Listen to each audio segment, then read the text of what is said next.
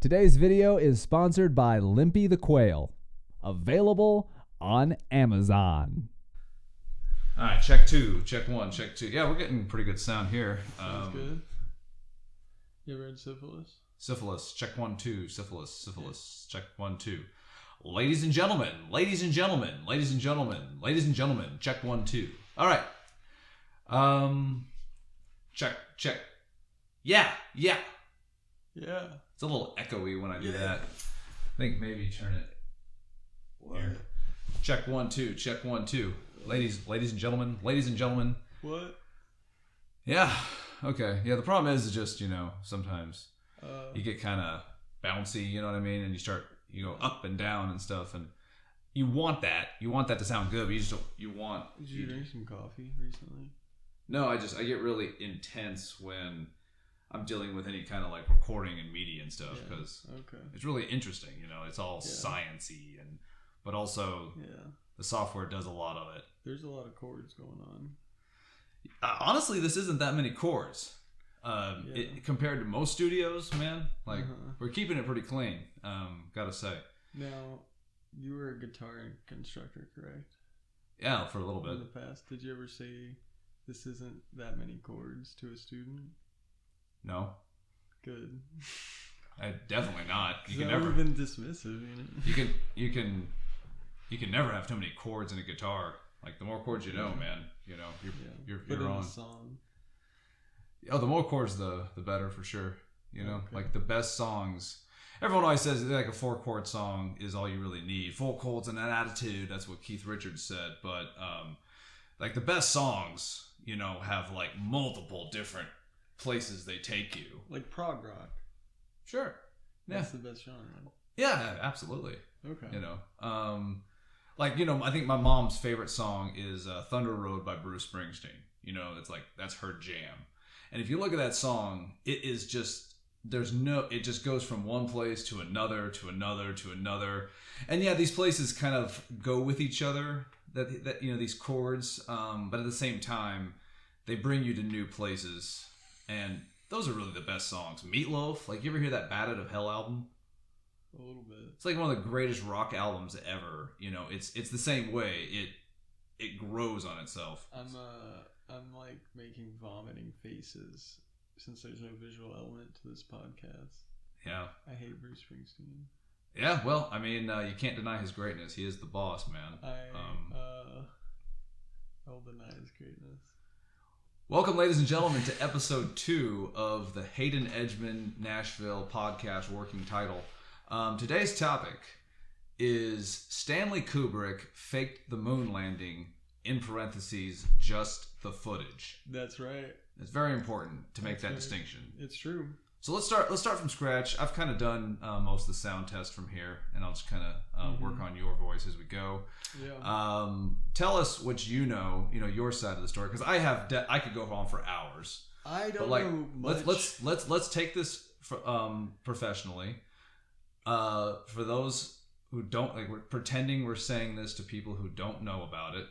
Okay. Let's start from scratch on the conspiracy that Stanley Kubrick faked the moon landing, in parentheses, just the footage. It's not a conspiracy. But yes, everything else I am on board with.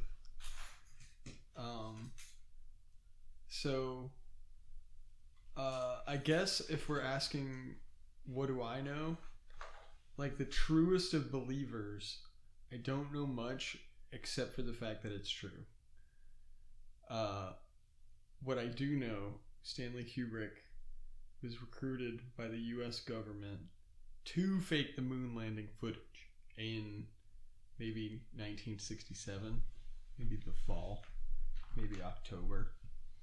And Stanley Kubrick pioneered a filming technique called rear screen projection, which is very obvious when you see the moon landing footage. You can see the big bar on the bottom. That's, the telltale sign of rear screen projection. I don't understand why that is, but I understand that this is true. So, that took place.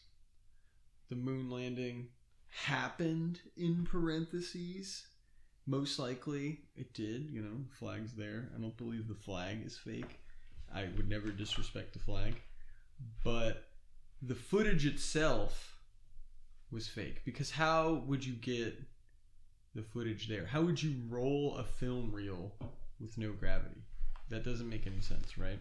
And the United States government has a history of like faking footage, or at least producing reenactment footage of things in like World War II. Exactly. Just to not only, to just show the public, but show the public the light in the light they want to be shown in. Yeah. And this was just another case of that, and perhaps the final case of it. And a lot of these film techniques were then shown in 1969 in 2001: A Space Odyssey. Yeah. And basically, I think the most important piece of evidence to this is what you just said, which was the government had been known to do this. This was a common practice. The most important example of this is that picture of Iwo Jima, where the soldiers are putting up the flag. It's a classic image. We see the statue in the Arlington Cemetery in Washington, D.C., and it's got Ira Hayes, who was, the protagonist of the Johnny Cash song, and it's this very famous kind of image. But you have to remember that image was restaged. The picture is fake, and they restaged it, to bring this sense of nationalism to America during this time where everyone needs to be on the same side. This was a common practice. You didn't always have these opportunities to take these pictures in these really, really important moments, and so you kind of just created the myth. It was, that classic saying by, I think it was William Randolph Hearst, who said, when legend meets the truth, print the legend. And so in order to get your, country excited for something like this, that's what you're going to show. And so with today's topic, as you said, as we've said, Stanley Kubrick has faked the moon landing footage. Amen. But he did not fake, no one faked the actual moon landing. Yes. We just didn't have a chance to film it. Yes. Because it would not have been feasible. If possible. You can't expect, like, what, let's remember what year it was when they were going to the moon. 1969. And they didn't have even cell phones in 1969. Not even close. They had, was TV even in color yet? Barely, right? So they're basically just flying to the moon in this like shit box. Yeah, I believe Technicolor had been invented. Without computers. They're flying a rocket without computers to the moon. And you expect them to film it? Yeah. There's no gravity. How would they film it? Does the camera not work in space? Like, well, they can't run it. They can't design a space camera. They can't test it. It sounds so stupid. Like, it really does sound like, saying it out loud, you almost don't even believe it. Yeah. It's so weird to think that, like, well, why wouldn't they just bring a camera, bro? Like, why wouldn't they just? It wouldn't work. But the thing is that because the reason they wouldn't bring a camera is because it would just be easier to fake the footage. Yes. Like, it's just, don't waste the space. Don't waste anything. There's no reason to bring a camera. They'll just, you definitely make backup footage no matter what. Because what if it's a very real possibility that they would die and destroy the footage on re-entry. Yeah. Because this has never been done before. Yeah. So you would definitely make backup footage, right? Mm-hmm. No matter what. So it stands to say the footage would exist in any scenario. The fake footage. Mm. So why wouldn't they use it, Yeah, I mean... It's cheaper. So you think... because they took photos, though. Did they? So are the photos fake? I have never seen the photos. Okay. They could be fake. Yeah, so much of this is just starting to sound like bullshit. Like, I don't mean that Stanley Kubrick faked the footage, just that, well, if they're not going to film it, then why would they even go up? You know what I mean? If Pixar, it didn't happen, kind of thing. Like, put the flag there. Put the flag. Mm-hmm. Didn't that Chinese rover go over the moon and say that there wasn't even a flag there? Of course. Yeah, of course they would say that. Yeah, right. Fucking commies. Yeah. I don't even know. What can you believe, So, Stanley Kubrick, if you watch the footage, you kind of get that sense of Like he always, shot things in kind of like that slow, methodical manner. Yes. You kind of saw the full motions of these characters as they, moved, and they would go from one line to the. Bless you.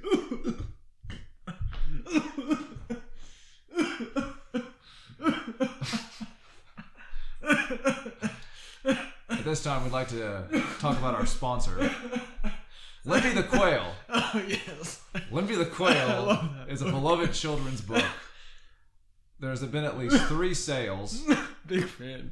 2 of them weren't mine. Limpy the Quail is available on Amazon. Buy now.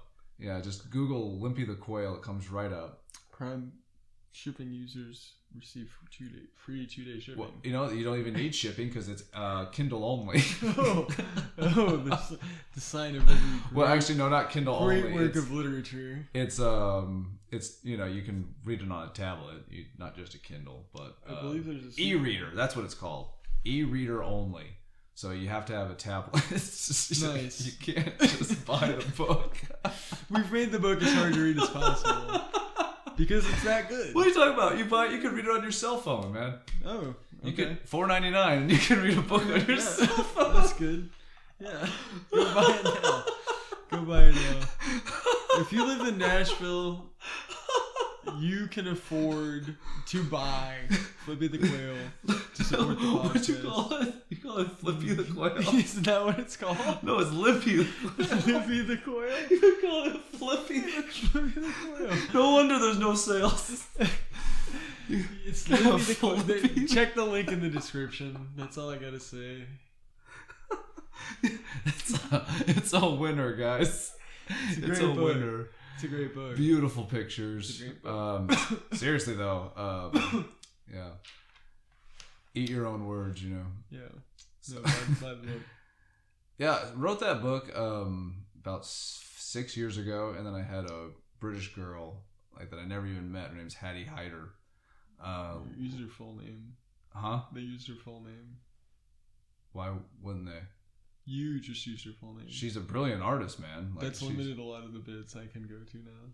Limited all the bits you can go to now. I can't disrespect someone whose full name is Continue.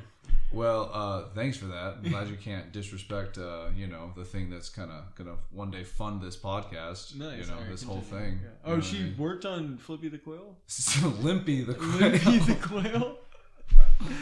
In that case, I'm sure she's a beautiful and talented artist and woman, and this book is she's great. without a doubt the best part about this book. Yeah, the art is top notch. Yeah, I've seen it. Just wasn't promoted. You know what I mean? It's being promoted now. Yeah, and this is killing it. And there's more things to come. Absolutely killing it. This is the start of great things. Yeah.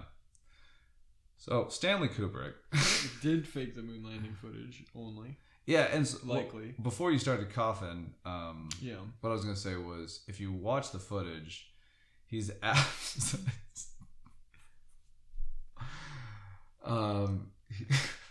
he's the way the footage moves, it's the same kind of methodical kind of movement that you see in like a Stanley Kubrick film. Yeah. The way he makes it kind of overly realistic, to the point that, like, did you ever see Solaris or no? Did you ever see Stalker? No. So the director of those movies is like this Russian dude, and he's kind of the Russian Stanley Kubrick. And the thing is about his work, it's all about immersion. The reason you have those long shots is for immersion. The longer you're in them, the longer you become them. Yeah, I definitely feel that when I view those films. I mean, I don't, because I have fucking ADD like crazy. Yeah. You know what I mean? So I have quite a long attention span. I start playing my guitar, or filing my calluses down. Oh. But that's what you're supposed to feel, Okay. Yeah, well, it works on me. That's probably why I love those movies. So can you actually watch, like 2001: A Space Odyssey, that whole, like, long kind of orchestra music where just watching planets, like, you can just kind of sit there and watch that without just kind of go, like, I know it's brilliant. Mm-hmm. I mean, and I believe it's brilliant, and I love 2001. It's one of the few old movies that I can still kind of watch, but there is a moment during that opening, not really opening, but in the early space sequences where you're just kind of watching these planets and everything. And I guess it's probably different when you're in the theater. That is one thing. I never did see it in the first theater. time I saw this movie was in theaters. Really? Yeah. What was that like? Awesome. Oh, man. It was crowded.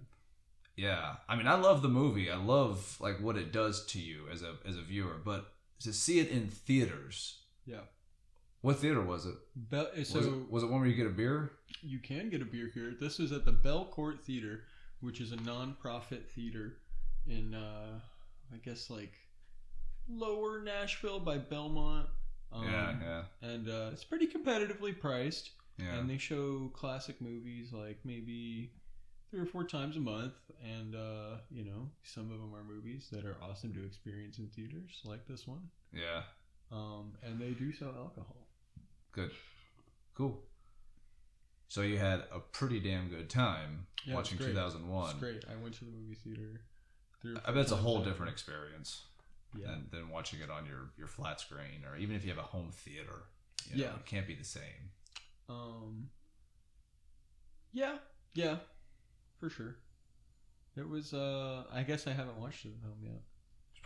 There's probably a lot more to admire when you see it up close like that. Just like the different levels of light and like the imagery and. Yeah, the monolith is very imposing in theaters. Yeah, I guess because those it's much bigger. Wide, it would be kind of towering over you. Yeah. And like when you watch it on TV, it's kind of like this little checkerboard or like this little domino. Yeah. Also, the ending sequence where, I don't know how to describe it in terms of the movie, but I imagine it's a trip. Like I bet it's insane in theaters. You probably lose your mind. Yeah, it's really cool. Like the event horizon part. Yeah. Where you're traveling like almost on a flat horizontal plane. Yeah. With the colors. Yeah. Oh. At the end, that is very, very fun in theaters because it's so big. Amazing. It has a Star Wars type effect. Yeah. And obviously, this movie was pre-Star Wars by 7 years. Yeah. So. Oh my gosh, such a good film, such a wild film. Like for sure, what a crazy one. The first time you see it, it really is unlike anything else. You feel like you are there. Yeah, the monkey parts are also sick in the theater. Yeah, I love the way like the best thing about that whole film is just the framing, and like when those monkeys are around that monolith, it really does kind of have this feel of like a ancient Greek painting or something, or an ancient kind of cave painting. The way it's framed, it frames this giant monolith, this towering over, but also kind of in an almost insignificant way, like it's not bubbling with magic, there's not like magical lightning coming out of it. It's very humble. It's very, it's a very humble god. It kind of reminds you of pyramids and ancient like Parthenon. It's these things that they don't, they're not really in charge anymore or right now, or you don't think they are, but something about them, gives it a lasting impression, Yeah, well, we should talk about the Parthenon later, but two things about 2001 in theaters. One, the space station feels very big and very real in the theater. Like the edges of most of the scenes are very white. Yeah. So it has like a continuing effect. Yeah. In your peripheral. Yeah. So it kind of feels like you're in the space station in some of the shots. Okay. And so the sound in the theater from HAL is, obviously this movie came out before surround sound, right? So it's almost like a mono output for HAL. And it's coming like straight from the screen, at least it was in this case. And I was sitting straight in front. Oh, wow. And it's almost like an intercom talking to you. So it was pretty interesting. Really? Yeah. The layers of sound are more like divided in for Hal's voice specifically. It was almost very soothing. Like Hal didn't feel like a villain, and I think I empathized with him more because of the audio output. As weird as that sounds. Well, that's probably like an audio outputter's dream, man. Maybe, like the sound engineer. Like it was kind of like you were having a face-to-face conversation with Hal whenever he was literally having that on the screen. I guess that makes sense because like right now we are speaking into a mic from different directions, so it's gonna give the listener a certain like idea of space, like between this voice over here, this voice over here. Yeah. But if you're recording Hal, like obviously you're just gonna kind of, and they always show it in like a centered view, and so you're gonna put that sound from the center view. Plus, it's gonna be recorded by a voiceover artist. Yeah, it was some excellent usage of sound. Yeah, and then you're just gonna isolate it a lot more, so it makes sense that it would come out like that, and it would have this effect. The result is it has this effect where it's really talking to you. It's so interesting. I never thought of it that way. Yeah, that was another very impressive part of seeing the movie in theaters. Yeah. That's incredible. Hal's voice really is soothing. It's so, and that's what's so sad about like the end is like that soothing voice really is just kind of like heartless. Yeah, like I empathized with Hal the whole movie, despite the fact that he killed the guy. Yeah, spoiler. Like that's the part where he goes too far. Of course, is like I think it's funny that he has a bad feeling about this. And I wonder if that was like, if there's a hidden message there. Like he's not in control. And he knows it. No, I think that was probably the main narrative intent. But I wonder if there isn't like some kind of foreboding science fiction theme that maybe humankind isn't leading towards something good. And that maybe Hal's computer did understand what this potentially evolutionary defining moment would be for humankind. And maybe Hal did understand that. Maybe Hal understood the whole message of 2001: A Space Odyssey and wanted to stop it. Maybe he was computing something that would reveal that this was not really a good place to go. And because if you think about it, the ending of 2001: A Space Odyssey is horrifying. Yeah. Like, and if you read the book, it's also quite horrifying. It's, a man is clearly driven to madness in some kind of isolated human, containment chamber, and it's like, it becomes this abstract thing. And you maybe he's not mad in the traditional sense, but you definitely see like... That's not my interpretation at all. But he's clearly like lost it.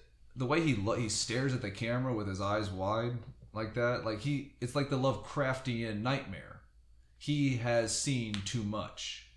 Okay, yeah, at that point, yeah. And it's clearly driven him mad. Like he's lost his sanity, his humanity, and he almost accepts it, in these ways where he starts eating at the table and sleeping in the bed, and then in the end, we see the monolith again.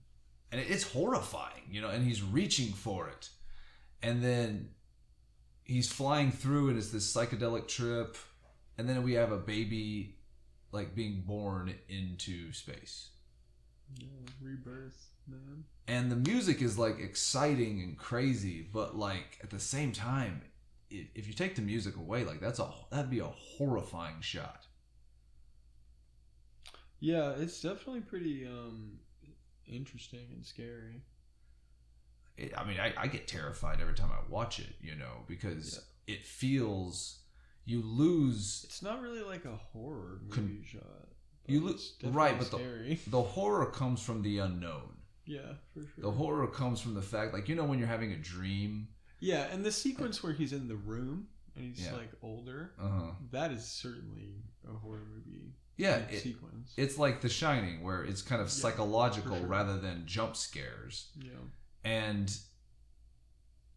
I think that there might be like a hidden theme here, where because the original book 2001: Space Odyssey is about man's triumph. It's all about man's triumph and man's ability. And when you read about like synopsises of 2001, especially the movie. It always comes down to, Hal had a malfunction. Hal had a malfunction. Hal had a malfunction. Like there's some kind of malfunction. But it was like, come on, we're kind of in the future here. We've kind of mastered the whole malfunction thing. They're only going to Jupiter. You know what I mean? Like it really doesn't seem like it's that big of a deal. Like in the broad spectrum of things. Like, obviously, this is a really important trip. It's a really important situation. But if you look at the astronauts and if you watch their movements and how kind of robotic they are, you really get the sense that maybe this has been done a few times. Like, they've probably gone to Jupiter before, you know? Yeah. Like, they have tablets. They're watching TV. Yeah, the dude's in a suit with a briefcase. Calls his family. Yeah, he has tanning beds. Like, he's getting tan. Like, so I just feel like how convenient for Hal to have just, like, to just say that Hal had a malfunction. I think there's something more. I think Hal was calculating what was happening. And he started seeing that maybe this wouldn't be good for the universe. Like, what if man is about to, like, this human is born in space. What if Hal got this idea that maybe man was going to do to space what man did to Earth? I don't know. The man hasn't conquered all of Earth yet. Yeah, but he sure has, like, you know, he cuts the lung, he wipes his ass with the lungs, and he shits in the only fresh water. Like, he is arrogant as fuck, you know. So. Like, so what if Hal, and that's why Hal says it like, I have a bad feeling about this, because I think maybe Hal hadn't even figured it out yet, but I think his computer system was starting to uncover this idea that human evolution is a virus, you know what I mean? Like, it is not a good thing. And maybe it's right, maybe it's wrong, but I just think it's too convenient for Hal to have just broken. And Stanley Kubrick was never one to not, like, you know, turn over every stone. Yeah. Like, he was, like, they say he never slept. They say he had that thing where you just literally don't sleep. How do people who have that even stay alive? Well, he didn't stay alive, that's for sure. But he lived to like his 60s or 70s. Sure. I mean, pretty good. If he never slept, I find that hard to believe. Sure, but there's like a thing where there's been people who have known to, like, not sleep, and then they, like, on the weekends, you know, they crash, you know, for like a 3-day weekend or something. They just are literally on the bed all day. True. But he was a polyphasic sleeper. I don't know what that means. Take little naps throughout the day. And if you get better and better at entering REM sleep, then get smaller and smaller. I mean, that makes sense. It's just there's so much footage of Kubrick, and there's so many, like, accounts that he just never stopped working. That he was just this obsessive genius that, you know, kind of like some kind of cartoon character, just never stopped. Yeah. You know? I mean, you could work 14 hours a day and sleep, and, like, that could be your life. That might have been it, too. Probably maybe a couple hours, you know. Like, maybe he probably did, like, maybe an hour, 2 hours a night during film sets, and then he would just crash on the weekends, you know. That's crazy. It's been done. I've seen it, you know. Like, when I was on film sets, we'd go sometimes 18 hours, and then, you know, the actors would just go to a bar or something. It's like, we got to be up in 5 hours, you know. That's nuts. But of course, they're the actors, so they can take a nap in the trailer, you know, during the day, like during the other actors' scenes. It's crazy. No wonder movies nowadays are such shit. Yeah, I haven't seen a good movie in so long. What was the last good movie you even saw? I guess Babylon was kind of okay. You would like Babylon. Well, I hate Brad Pitt, so Brad Pitt gets hit by a car in it, so it's awesome. Okay. I heard it's just disgusting. It's really decadent and over the top. Yeah. And it tries to be 3 or 4 different Stanley Kubrick films. Oh, really? Yeah. But it's okay. I mean, it's fun. Would you say it's actually good? Like, if you can get past all, because I just haven't seen it. I've just heard that it's disgusting, and I'm not into it. It was worth the money. It was worth the money to see it in the theater. I don't regret it. What would you compare the level of disgust to?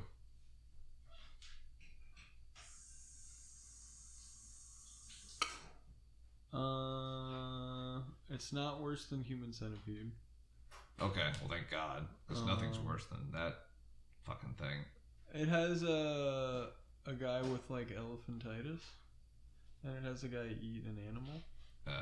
And it has, like, drug use, and it has the drug use in it is, like, so unrealistic. It's comedic. It's very funny. It's got some nudity. That's always fun. I think there's some penises in there. Well, can't win them all. Yeah. Yeah, you're really selling it to me. Yeah, no, it's a 3-hour movie though. With I really don't want to watch. No intermission. I've read reviews that just sound ugh. The only stuff that like gross out, kind of purposeful gross out stuff that I liked was Saw, probably. Mm-hmm. Like, you know, like you're watching it because you want to see the intricate way these people, like, you know, get Well, this is only mutilated, a small part of the movie. Yeah, is it? Oh, I guess there is something extremely gross in the beginning of the movie, but it's not. I mean, you get over it, but it's pretty Right. gross. But it's not gross in like a horror movie type of way. Oh yeah. Yeah. So what was the last good movie you've seen? In theaters? I mean, nowadays movies come out fresh on Netflix, you know? Like, Yeah, well, I mean, the reason I bring can't this say up, the classic movies I recently saw in theaters, right? yeah, I mean, new. That's what I'm trying to get at here. Is like, for me, I have not seen a good movie like new. And I obviously blame it on getting older. You know, the older I get, the more cynical I get. Especially being a film major, you know, I kind of look at things that other people don't look at. And I think the last good movie I saw where I said, you know, this might not be the best story or something, but altogether, cinematography, acting, you know, set design, everything, was The Revenant. And that was the last time where I was like, this is a relatively new movie that I genuinely wanted to see, was glad I saw. Yeah, it had its faults, but overall, just such an incredible experience in the theater. What's the bar for good? Just it doesn't have to be good. It just means that you were excited for. Like when I say, what was the last good movie you saw? What was the last time you actually enjoyed watching a new movie? You know, for me, it was that long ago. It was The Revenant. I thought Midsummer was enjoyable. So what's that? Midsummer is a Netflix psychological thriller about a girl that has a boyfriend that's going on a trip to Sweden, and she kind of like last second invites herself. And Okay. then the trip gets really fucking weird after they trip on mushrooms with a cult. Okay. Is it like kind of psychological horror, or is it more like? Yeah. Okay, so they do these mushrooms and they start hanging out with this cult. It just gets kind of worse and worse and stuff. Yeah. Or For some cool. of the characters have a happy ending actually. Yeah. Yeah. Good for them, right? Yeah. They survive. That movie I would give like a 7 out of 10. I think that came out in like 2021. Okay. Before that would be Uncut Gems, which I think came out in December 2019. Yeah. And that movie's good as fuck. Which we've been trying to watch for a while, Yeah, but our TV's our only working TV was made into a coffee table. Yeah. So. Yeah, a little bit of a miscommunication planning there. Yeah, it could have done worse. It fits the thing. Yeah. You could probably still switch it. What if we just put like the DVD in the Mac and then put that on the TV? Because that Mac doesn't actually have a disk drive. That was the first laptop. This laptop we're talking about right now that we're recording on. Oh, it's a MacBook Air. This was the first laptop I ever bought that didn't. You couldn't put CDs or DVDs or anything in. It was so weird. That's old shit. Dude. It's like that's in our new modern society. There is no more discs. There's no more anything. I mean, like the new Xbox. Like, does it still have discs or? Yeah, it does. Okay, so I haven't played them in such a long time, but you know, I played games from like Steam or something, and you just download them. Yeah. You know, like there's no discs. You know, you don't buy a disc from Steam. Just like you wouldn't buy a book of Limpy the Quail. You just read it on your phone or read it on your tablet or on your laptop or computer. Good. Yeah, it's amazing. Really good. I know Stanley Kubrick read it before he died, and he was a big fan. Yeah, it's true. And he told my parents. It's true. To tell me that. It inspired Barry Lyndon. That's how beautiful the pictures are. Yeah, there's a lot of parallels between those two works. What about TV show? What was like the last TV show that you were just... Because for me it was Game of Thrones until the end of Game of Thrones, and then it was nothing. Because like after that I felt like I never want to be a part of something. I love that ending in a sick and twisted way. Do you like it because you didn't like Game of Thrones and you were happy that we were all unhappy? Or... Here's the thing. I like what happened. I just didn't like how it happened. You know, it happened just too fast. It was too sudden. I mean, it's like... I don't know how... I just got enjoyment out of Game of Thrones every season any way I could. Yeah. And I thought the first 4 seasons were really fucking good. Really good. And then season 6 was pretty good. Yeah. And then at the end, the last season was so bad Yeah. that by the end of it, the Bran twist was so funny to me. Really? Yeah. Bran the Broken becomes king of Westeros. Yeah, just the delivery of the line. Like, why the fuck do you think I was doing this the whole time? Whatever he says. Yeah. Like, I knew the whole time. It's just so stupid. I love it. Yeah. I love it. Because I, like, immediately... I watched that. I started laughing as soon as I could compose myself. I looked on my phone just to see the shitstorm. Mm-hmm. You know what I mean? And I really enjoyed that. Yeah. Yeah. I mean, I guess I'd enjoy that too. It's so hit and miss. It's kind of like knowing the last piece of Firefly was the movie.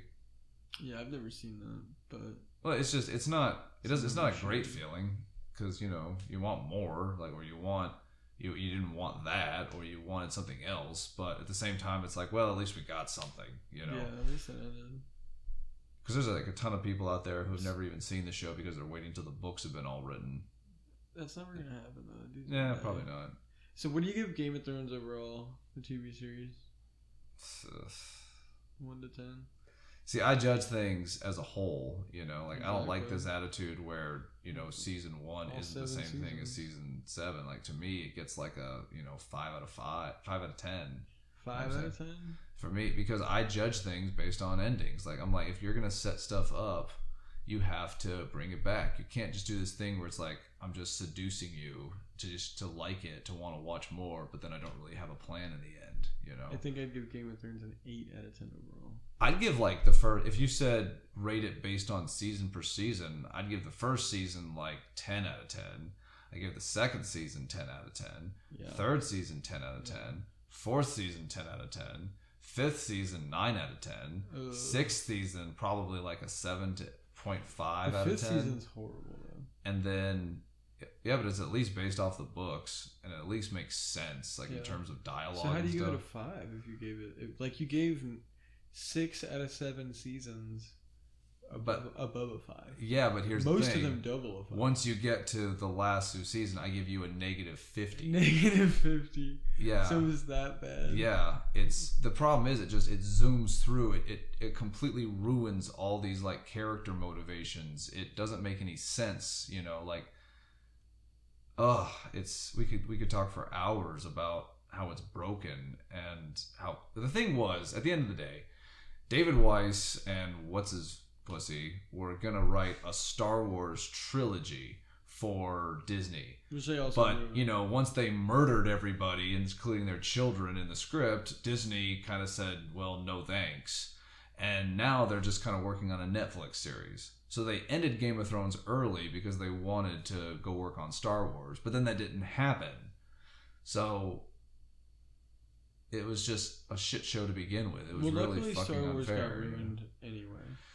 We'll always have that. Yeah. We'll always have that. Good. Star Trek once again.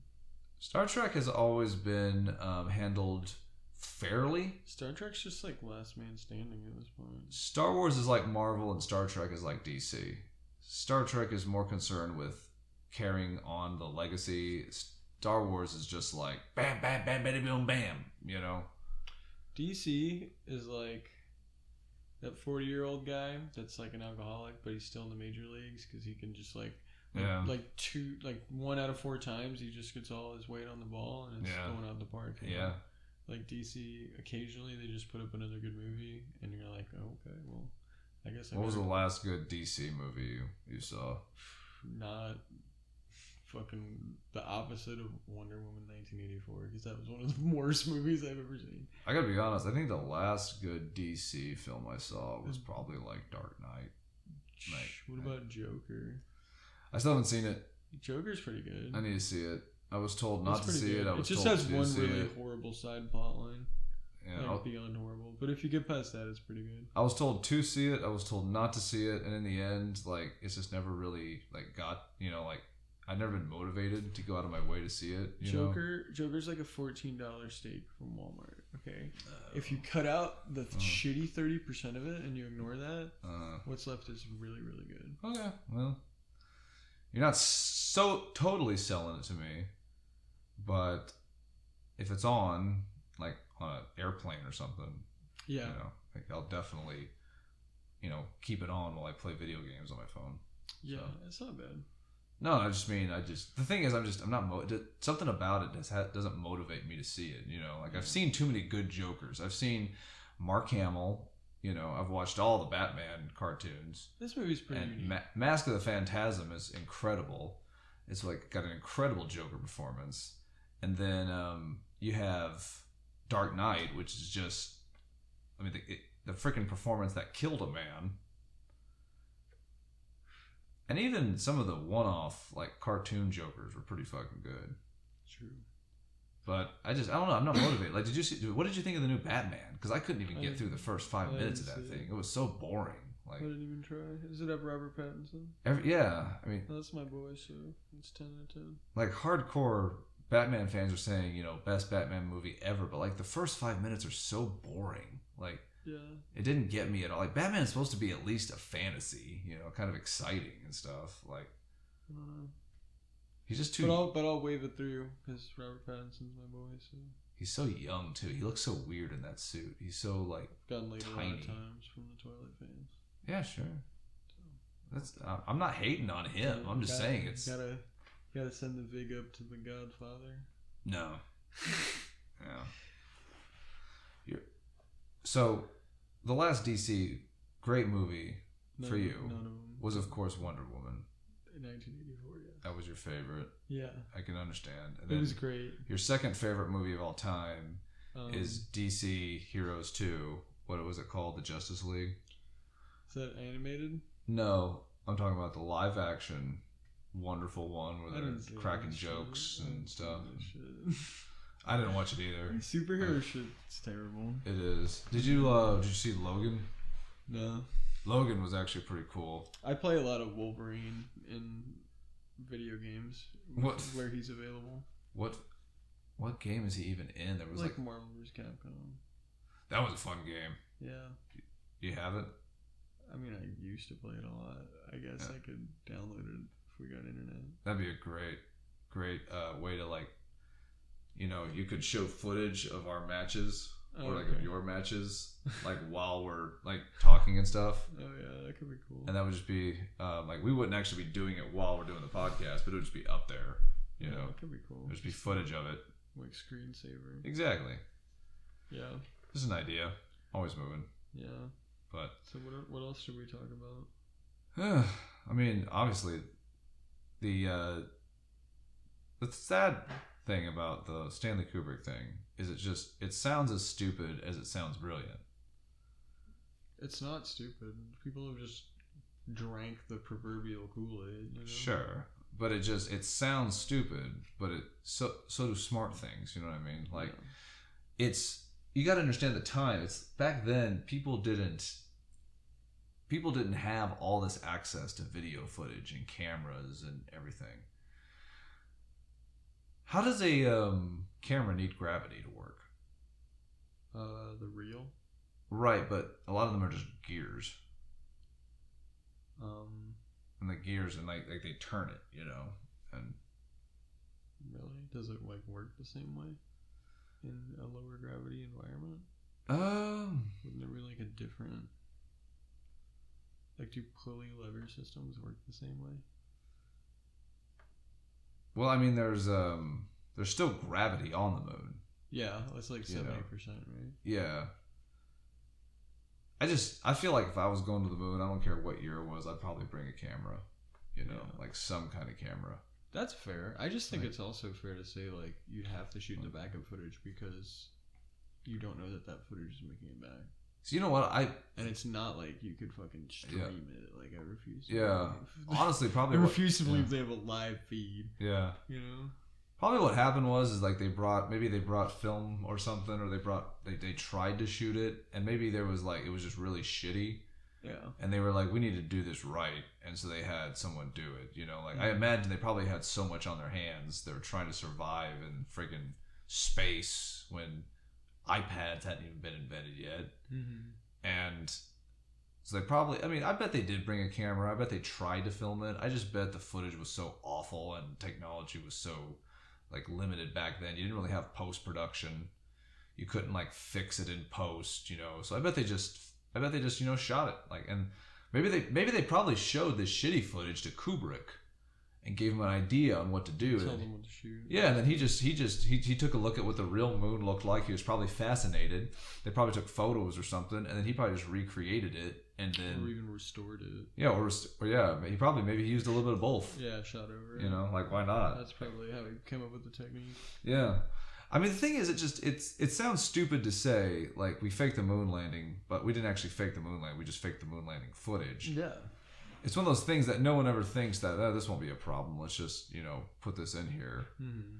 Like, a lot of times, but, people don't realize, those, like, nature shows like Nova and Planet Earth and Blue Planet. Yeah, those are awesome. I heard, well, I didn't hear it. I know this because I watched behind the scenes footage. Sometimes those creatures are CGI. Yeah. It's not always the entire creature. Sometimes they just CGI'd a little bit to like maybe bring out color. But they did say that there are times where we just kind of like, we take a shot where it was like looking like this and they digitally recreate it and they put it maybe in a different area. Okay. Just to make it look more interesting. Yeah. So there is like a lot of shady stuff that goes on. And we've been doing this all our lives. Like, we all know that those before and after muscle building photos, like... Yeah, like different lighting. We know that it's a completely different, like, photoshopped person. You know, they've cut out the waist, they've added spray on abs, they've given him a tan. He's always tan. Like, in the second shot, he's always tan. Like, well, that adds better lighting to the muscle. Well, he just makes them look better. He looks sexier, you know what I mean? So well, that's why bodybuilders do that. Is like it adds a better lighting effect. Sure, but like you're trying to sell it to some like fat dude, and they always show him pale. But then the second one, he's tan, and it's almost as if like, hey, you using this product is gonna make you so buff that you're gonna want to better your life and spend more time outside. And like, I'm just saying, we're all used to this fabrication of reality through advertising.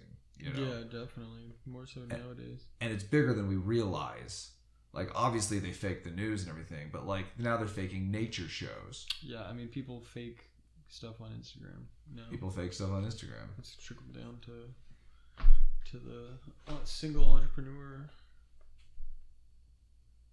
I just probably realized that there's probably some guy who's making CGI'd animals having sex for BBC. And when I say BBC, I mean the British Broadcasting. Thank you for clarifying. For like David Attenborough's show. Nice, that's sick. And they're gonna fake these animals so they have fake animals having sex on a show meant for like families. Because they do that. Yeah. And maybe. What if they like catch real animals having sex and then? Then they don't have to animate it. Then your job is to like digitally improve it. Oh yeah, make them look bigger. Yeah. Like, there's probably a guy who's done that. Well, not necessarily bigger. Or smaller or something. Yeah, or just better lighting and better lighting. Colors. On the genitals. Higher sheen on the fur. Well, it's like, what if... Well, they're humping. You're not even going to see their genitals, right? Well, it's like, what if you had... It's not like animal gonzo. Okay, well, let me give you an example. Let me give you an example of how, like, the film industry could ruin someone's life, like, for this. It's like... Oh, yeah. Let's say we're gonna film the mating ritual of the northeastern, walrus something. Okay. And the thing is what's interesting about them, they have huge dicks. Like, okay, well, whatever. So you go out and you're just filming all these huge dicked walruses everywhere. Nice. And then all of a sudden you get to like this beautiful like sunset. There's this giant like Little Mermaid rock, and it's just like this perfect moment. You're like, oh my god, there's two seals about to fuck right there. This is gonna be the most perfect like shot ever. So you get up there and you put up your camera, and this seal has like the world's smallest seal dick. Okay. More than likely, your director's gonna be like, we're gonna have to CGI that dick bigger. Yeah. Interesting. Just to normalize it for what people expect. Yeah, and someone's gonna have to actually animate that and make this like seal genital bigger. Nice. Because it's going to be awkward. It's like you're trying to make this documentary about these big dick seals, and all of a sudden in this perfect shot that you have to use, it's going to be on the cover. It's going to be on the cover of Big Dick Seals on VHS and DVD. So whose life got ruined? Well, the guy who had to animate this seal's dick bigger. That's just part of the... Because, he wanted to, like, work for Toy Story or something. Just part of the... And he wanted to, Toy Story? Yeah, he wanted to be an animator for Toy Story. Kiddo. And now it's like, no, you're going to animate this seal's dick bigger.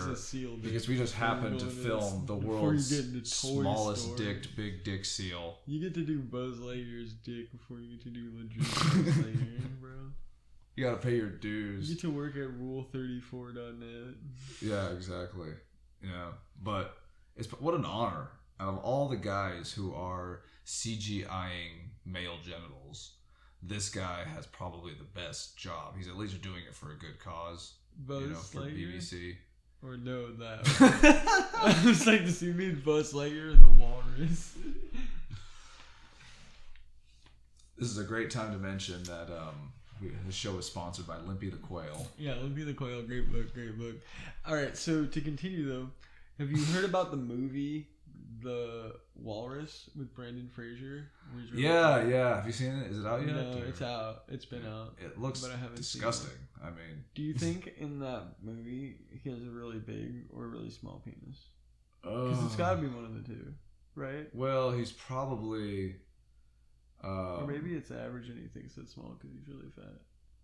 Well, it's just like guys who are naturally fat, like who just have wide hips and big hands, they got huge dicks. You know what I mean? Because there's just everything on them is bigger.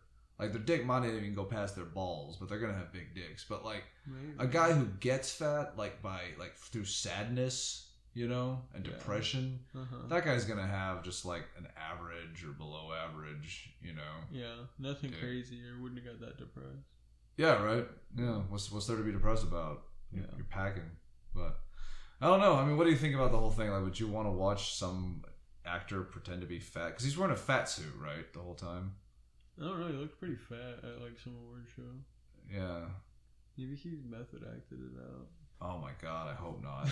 Yeah, ruin your own life for a fucking indie movie. Next time we take a break, we'll Google that. I don't want this to be a show where we Google things while on the show. Because I'm just down to never learn. Okay, I'm like a homer, dude. Yeah. I don't even care. What's not Al Pacino, but Robert De Niro. Yeah. He got fat for Raging Bull. Yeah. Imagine getting fat for a movie. I don't know if I could do it. And then what's that guy's in Always Sunny in Philadelphia? He got fat. Charlie? No. Dennis? Mac. Mac. Mac got fat in like later seasons. L. Rainey or whatever his name is. Yeah, something like that. I don't know. I don't pay attention to their real names. Yeah, but the dude that he just bought a soccer team.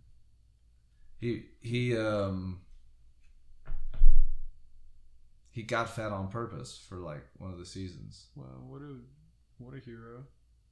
He said because whenever you watch sitcoms from like the 70s or the 80s or the 90s, he always said like the actors would become more attractive as the show went on. Really? Like if you watch the 70s show, they look so just goofy and string beanie and stuff. Like Hyde looks literally like Shaggy from Scooby-Doo but wearing tight clothes. Yeah. It's so awkward. Yeah. But then as they go on, they start getting buff. Like you start seeing like Kuchar has biceps and interesting. Like Fez gains weight, like a little like weight, like he needed to gain the weight. Like he starts out like way too skinny, but then as he gets older, like he kind of fills out a bit. Interesting. They look so weird. Donna especially. Donna starts out all kind of goofy, but then she turns into this freaking bombshell. Yeah, I don't know. I never thought she was crazy hot. Oh, see, yeah, you like the skinny girls. Yeah. You like thin, string beanie Need I girls. Cite the rule. Flat stomach girls and things like that. See, I don't give a shit. I don't care about. I just like a giant parts. You know what I mean? Yeah. Giant booty, legs. I like girls that have like hips. The body of an American Apparel model, but their face is too ugly. Only by a little bit. Do you like a butterface? No. Well, yeah. I mean, I love butterface. Yeah, the way it shakes out. Yeah. Butterfaces are fun. Yeah, it depends on the feature that's ruining it. Butterfaces are fun because it's like, look at you. Your body has brought you so far. The Greek nose, I'm totally okay with that. Yeah, nothing wrong with that. Oh, Greek noses are great. Yeah. It's the hairy noses that are the problem. What? Yeah, you know, when they got like moles with hair coming out of them and everything. Like, that's a bad nose. Jeez. Yeah, no, I've never had any experience with that. Yeah, just cut them off. Yeah. You know? Yeah, get that shit frozen off. Just cut them off. You Something like need that. to get on that Disney Frozen too. Frozen. That's a movie I never saw, but I have a T-shirt. I have some fond memories of Frozen. Yeah. I was 18 when that came out. I didn't have any young cousins or little sisters at that time, or kids or nieces or nephews or anything like that I would have to take or something. So. Yeah, no, I took my high school girlfriend. That's cute. You were in high school when Frozen came out. As a senior, yeah. Wow, was that long ago? Yeah, I mean, Well, I guess I was graduating college when Frozen came out. It wasn't. Yeah. It was longer ago than I thought. Damn, dude, you're old. Oh, thanks. Yeah, sorry. I mean, you're what, 25? I'm 18. Yeah, no, you're not. This is Matthew, bouncer at Whiskey River. Yeah. How old are you again? 25, 26? 18. Yeah, I think he's like 26 or something. I'm 32.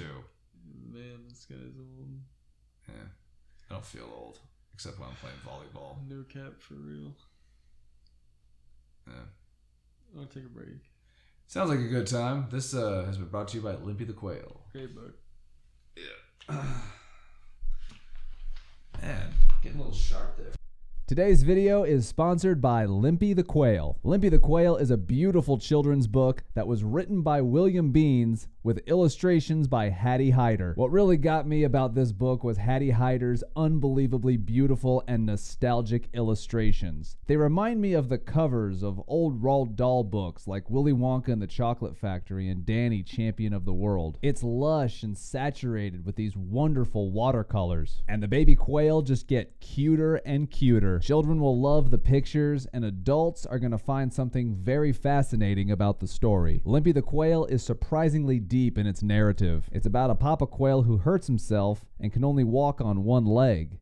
He's also got 6 babies he's got to watch after. I wish I could lie to you guys, but the truth is that my eyes get pretty misty when I read about this papa quail overcoming his ailment. It's a genuine heartfelt story. Limpy the Quail is about how problems don't just go away. Sometimes we have to find a way to work with what hurts us. Limpy the Quail creates that same feeling as watching a Renaissance Disney film with a child. You know, the child will be dancing, "I can't wait to be king," and you're just bawling because the film is so beautiful and it's conjuring up memories and it's making you feel like a kid again and you're seeing stuff that you didn't see before.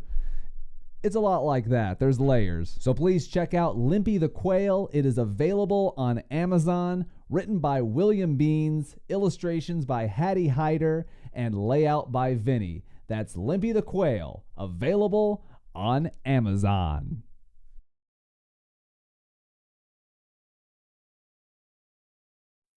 Today's video is sponsored by Limpy the Quail, available on Amazon. We're back. We're back. So what's the topic? Describe women in one word. I saw this on Twitter. Okay. I'm assuming. I think you should just go first, man. Obviously. Courtier. Courtier. Yep. Yeah. I'd have to agree. Well, you can't take my word, bro. I thought about that for a long time. No, I mean I'd have to agree that that's a good word. I guess. Oh yeah. I could choose my own word, but courtier, for those of you who don't know, is a term used for people of the court back in medieval times, Renaissance times, kingdom times, biblical times, and modern times. One could even go so far as to use courtesan. Courtesan. I don't even know how you say it, but yeah, the people who they had to learn how to navigate the manipulations of the social landscape. Yeah. And why is it that women kind of understand that more than men? Because they're physically weaker. I think so. I think it's because they have to learn how like an evolutionary thing from in the past. Oh, I see what you're saying. So like they're born kind of with it. Yes. They're born with a drive towards it or something, or like a ability to raised that understand way. it better, maybe. And raised that way. I mean, you could always send your kid to like the army or the construction site if it's a guy. Yeah. Fast. Yeah. Well, like I remember growing up, I definitely had those moments where, you know, I would like when I was young and I didn't understand that I would whine and complain that I have to do stuff like mow the lawn and, you know, a lot more man kind of stuff than my sister. You know, my sister didn't have to do that. You know, she kind of just took care of her horses. Yeah. Well, up until three generations ago, if you were a woman, you know, it was a pretty viable strategy to try and live your life to become a great romantic partner. Yeah. And that was a viable strategy for like, you know, hundreds of generations before that. Yeah. You know, so it's very ingrained in my opinion. Yeah. Not that that's a bad thing. I just think one of those kind of what do you call them? Kind of human drives. Yeah. Human, because like I think as a man, I have kind of a drive to maybe protect, and not always protect others, more just like protect my own stuff. Yeah. Like I definitely take pride in my stuff, and I think that's something that probably men have done for many, many centuries, and yeah, true. It's probably ingrained in our DNA too. 100%. Like I like my stuff to be clean. Like I like my stuff to be working. I like it to be taken care of. You know. I have a completely different sense of pride in the house that I live in that I rent as compared to my brother's house. You know okay. What I mean? Yeah. Like you don't when you're in that kind of environment, it's a different world. Yeah. You know, you don't feel the same territory. Exactly. You don't feel as territorial. You know, like It's almost comedic because it's like I don't give a fuck about my brother's house.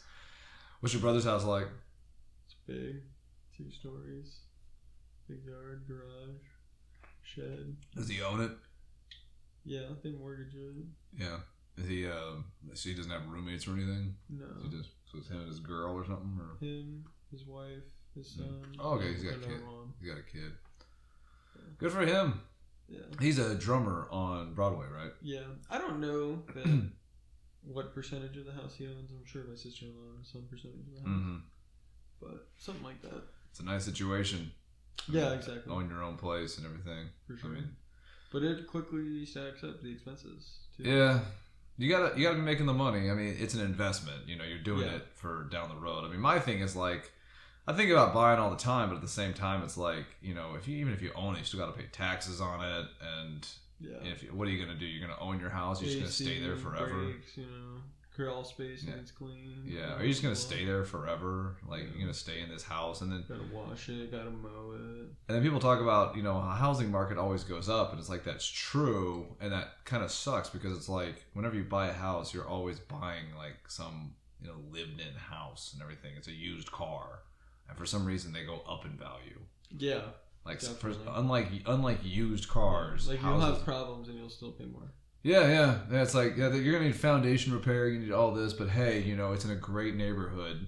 Yeah. And I don't know. I mean, I could honestly see renting the rest of my life, like just even if I wanted to have a family, you know what I mean, on my own, rent your own house, and true. I could see it. I don't think it's probably the wisest decision, but I could definitely see doing it. I guess if like you have kids or multiple kids for like the first 10 or 12 years of their life, you could probably stand, if you know you're going to stay in one spot, which is probably best for the kid if things work out good, then you could probably stand to flip a house or two for some value. Yeah. But you don't necessarily have to if you want to stay mobile. Yeah. And it is a lot of work and risk. Yeah. It's all, I mean, you get what you put in, I guess. You know, everyone who I've met who did a 401k said they were pretty happy they did. Yeah. Well, if you own a house, you can rent it, so you have multiple options. You can. Of course, then you're going to have to, you know, have people living in it and everything. Yeah. I mean, I think ideally, probably the best thing to do is just based on the situation. Like if you're single, you buy a house and you rent it out to some roommates. You know, you have live in it and rent it. Yeah, and you have them help you pay the mortgage off. And then if you're dating someone, it's like you do it together and maybe have one roommate. You know, preferably not another guy who's gonna sneak around on your girl, and next thing you know, they're gonna be kicking you out. And you're gonna be making the payments on that house while they're she and Todd are I don't think it works having a like good that. time, you know. I don't think it works like that in this type of thing. She'll figure a way to make it happen, you know. Yeah, just- Women are good at that landscape, you know. Courtier. Courtier. Okay, so one word to describe women. Yours is courtier. Mine, I guess, would have to be one word. Okay, so so courtier, that's like a, you know, kind of proper noun. It's a noun for sure. Mm-hmm. So courtier, are we saying this word can it define them or describe them, or is it more like a symbol? I chose to define. Bless you. Excuse me. Bless you, 2x. You chose to define. Yeah. So courtier is a good term. I think for me, jeez,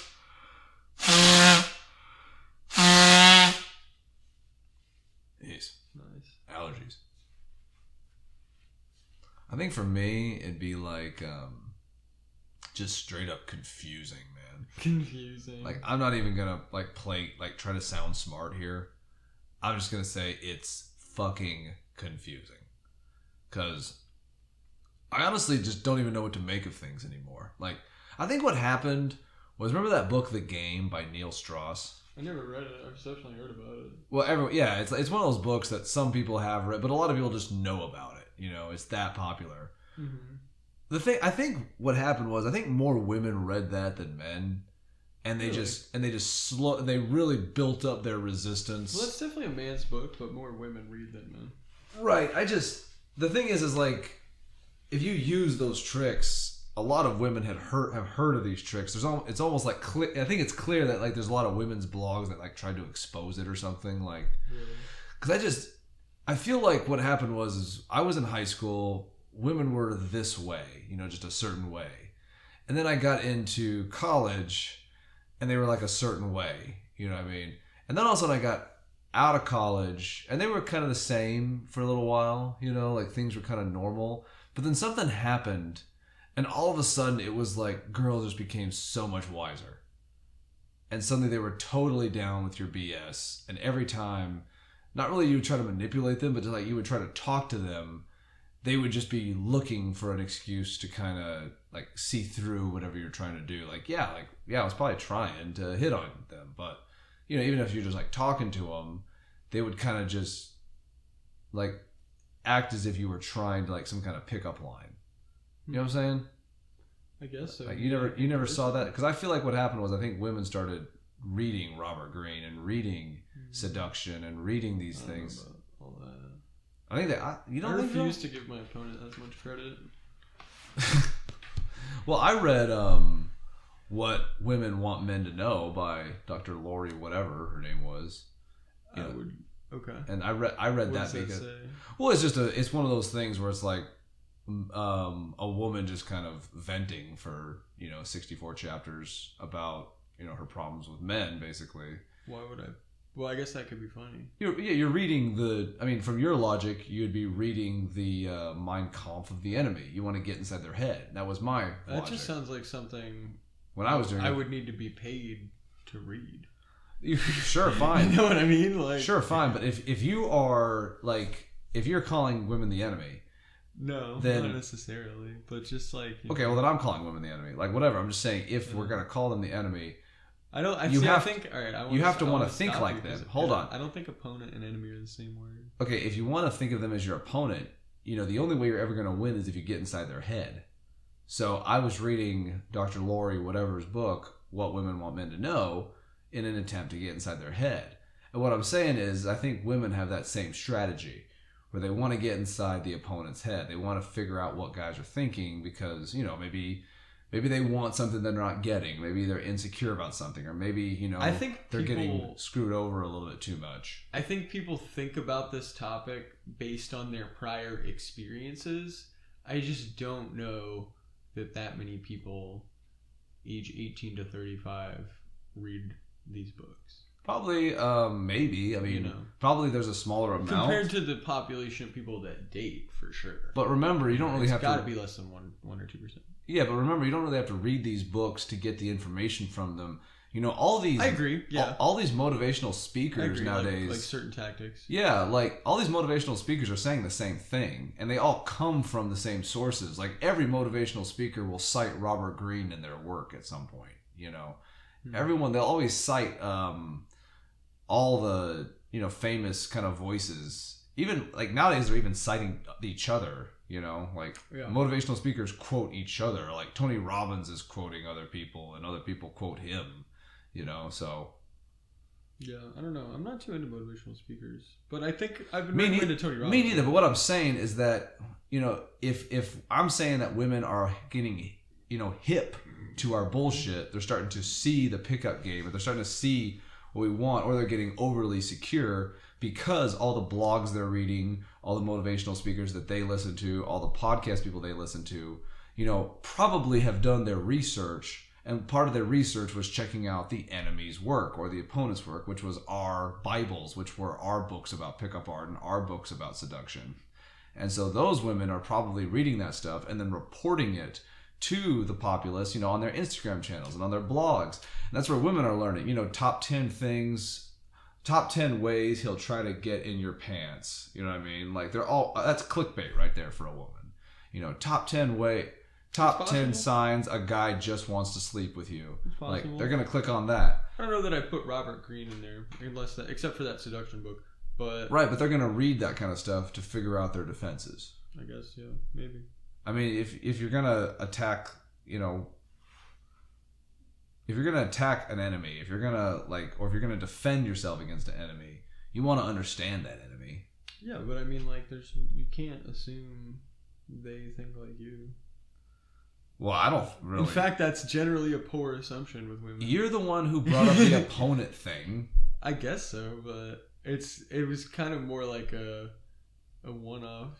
You ran with it. You know? So you're saying that so you're saying that even though they are somehow an opponent, you wouldn't take it so far as to get in their head? It's definitely futile in some respects to try and understand what women are thinking at all times. Yes. No, but what I'm saying is that they have gotten more secure. The whole thing from this started with they have more secure because of they have gotten more defensive. Not because they read Robert Greene. I think they're more secure because they can go get 200 Tinder matches in 20 minutes. It's not because they read a book. Yeah, but they've gotten more hip to the bullshit. Yes. Okay. Because how did they get more hip to the bullshit? Well, reps from online dating. Yeah, that's true. Reps. Okay, that's actually probably more true than the Robert Greene thing. Part of what you said, where it's like aggregate content, and then probably those two things. Well, that's why I would put confusing for it, because we can't even decide. Yeah, no. I mean, I think I'm close to spot on.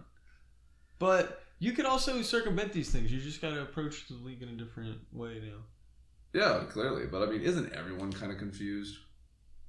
Like, I don't think anyone really knows what's going on.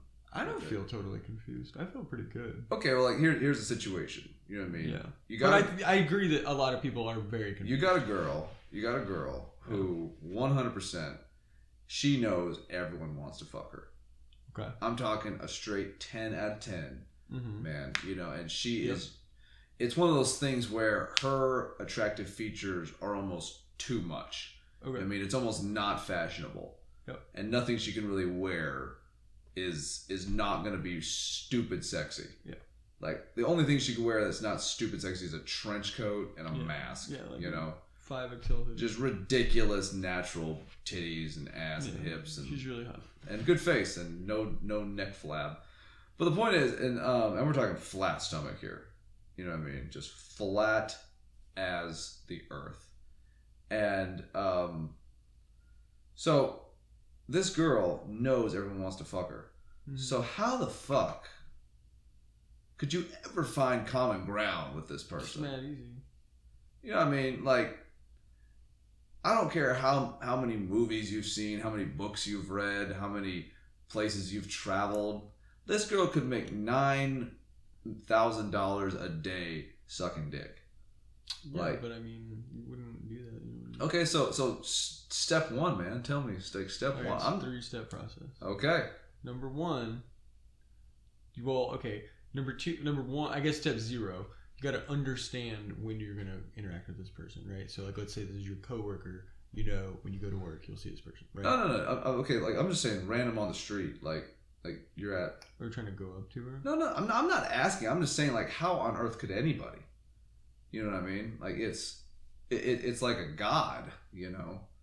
Why? It's like queen, because it's just like she knows it. I mean, in literally one aspect of an infinite amount of aspects, they are exemplary.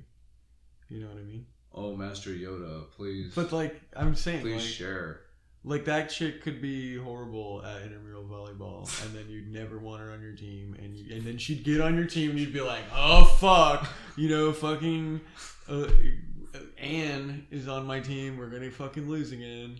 And then it doesn't matter that she's hot, and she probably didn't show up looking hot to this anyway, so she's like a 9 out of 10, and then she sucks. You know what I mean? So you just gotta go up and ask her how good she is at volleyball. And that'll tell you everything you need to know. Well, if you don't know her, that might not be a good idea. That's true. But that could be a good thing to say if you're like her coworker and you're normally intimidated. Just think up some random fucking shit like that. How good are you at playing volleyball? Yeah, I did that to a lot of people at my job because I was trying to start a co-ed basketball team. Oh, nice. I was just like, hey, you play basketball? You're really into sports. Yeah. So I don't care. You do. That's a good way to bring women down. They're not as good at sports as men. Yeah, you do a lot of betting. Sometimes, yeah. Not as much as a lot of other people, but sometimes. Do you make bets every day? No. So every week? No. Once a month? Likely, yeah. Okay. That's not that much. Yeah. So I talk about betting a lot, though. With people. You wouldn't consider yourself a gambling addict, would Not you? at all. I hate gambling. You hate gambling? I hate it. I just pick ones that I think I'm like almost sure this is gonna happen. Yeah, like just stupid matchups. Yeah, or like things I just feel really strongly about. What is your success rate? I don't know. I mean, I definitely made money on the NFL this year. Yeah. I probably made like $200 or $300 above what I started with. That's not bad. Yeah, I probably doubled up. Like I probably put in 200 and came out with 4 And that wasn't so far in the season. Yeah, this season's over. That's great. Yeah, it is good. That's so like I had a lot of fun. A month's utilities. Yeah, I had a lot of. I'd kind of do it for fun. So Yeah, it was positive. But my mom bets a lot more than me right now. Yeah. How much does she bet? She bets like $5 bets a couple times a day, probably. Oh yeah, so she's just always checking it out and getting on there and stuff. Yeah, but she's like rolling with money that she's had for a while in there. You know, she's not really putting money in for the past couple months. What's the most money you've ever lost on a game? On a sports game? Yeah. Like probably $36-40. Okay, so you're not even in the past, like not using the app. Like you ever go to Vegas or anything? You ever go to? Do they have casinos out here? They have shitty. They have no casinos in Tennessee that I know of that are illegal. Wink, wink. And they have slot machine only casinos and horse racing in Kentucky, but no like table games. Right. And then in Florida, where I'm from, they have all types of table games. They have casinos. All they're pretty easy to find. Okay. And then New Orleans is legal too. Yeah, New Orleans you can gamble whatever you want. I've never been a big gambler, but I love casinos. They're cool places. Yeah, they're pretty cool. They're like adult malls. Yeah. You know, They're cool. They always have cool stores and good restaurants and I like table games and fun shows. And I like really nice casinos. I like craps, but that's not even legal in Arizona. I like poker. You're a poker guy? Yeah. Craps isn't legal in Arizona. Really? You can't throw the dice. You can play auto craps.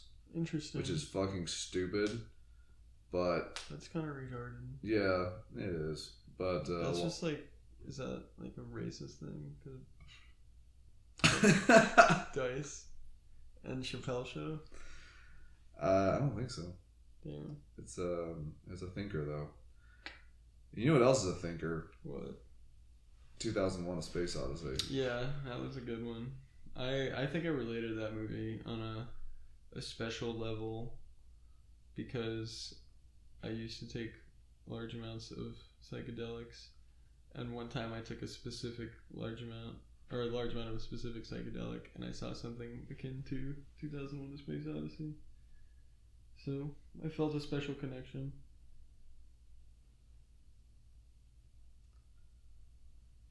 Yeah, that's this has been episode 2, man. Yeah. Kind of feel like we're winding down a bit. It's been good, yeah. I mean, what's the name of the book? Flippy and the Lark? Yeah. Well, I really don't know. I guess next episode we'll have another theme as driving and that's real. Pertinent as Stanley Kubrick faked the moon landing. He in did. parentheses, just the photos. It was just the footage. Amen. Yeah. At this point, I want to get more mics, but I like this mic. we'll just have to see. I mean, it sounds okay so far. I think it sounds good. Just keep playing with it. It offered more freedom if there was more mics. I'd like to be able to stand up and do this. Well, yeah, I know that's probably better for your back. Well, I sit down all day. I think this couch is really comfortable. We could trade seats. Well, it's not about sitting. I mean, it's not about the comfort of the seat. It's about the fact that I'm sitting and, like, the weight goes onto my back and onto my, lower back where the pain is right now. Yeah. And so I need to be standing right now, or I need to be laying, like, flat or stretching or something. Just lay down on the couch. There you go. It's probably a pretty easy fix. But then then my voice won't be going towards the mic, though. I'd have to, like, face my head towards it. Yeah. It's not that bad. I guess you could lay down on this couch. Then you're kind of close. I'd have to be talking like this the whole time. Yeah, we could do a little beta tester for that. I guess I could just like this. That's so gay. Is that comfortable? Right now I look like Goldilocks, like on her side, just like with her hand behind her ear, and just a sweet smile. Yeah, I definitely cannot do a podcast like this. Although it would be the first, probably. Just be called Laying on the Couch. Laying on the Couch podcast. But hey, put your face towards the mic, so in an awkward way. Yeah. That's why we need more mics, but I mean, I guess it's not super important yet. Yeah. And it's gonna be one of those things we're gonna be yelling at people all the time. Face the mic. Face the mic. Yeah, face the mic. Could put a chair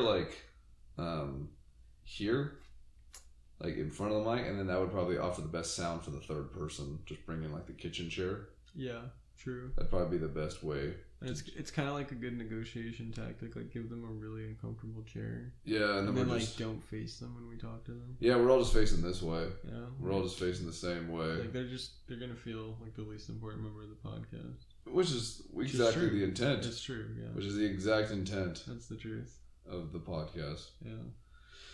Oh man, that was eventful. This definitely had an episode 2 feeling. Yeah, episode 2. Like, episode 2 is never as good as episode 1, but it's never as good as episode 3. Case of the Godfather. That episode 2 is great. Yeah, and Star Wars episode 2. And that's also great. Jango Fett was great. I don't know about the episode. And the haircuts. Yeah, those are great haircuts. Thank you so much, guys. Yeah.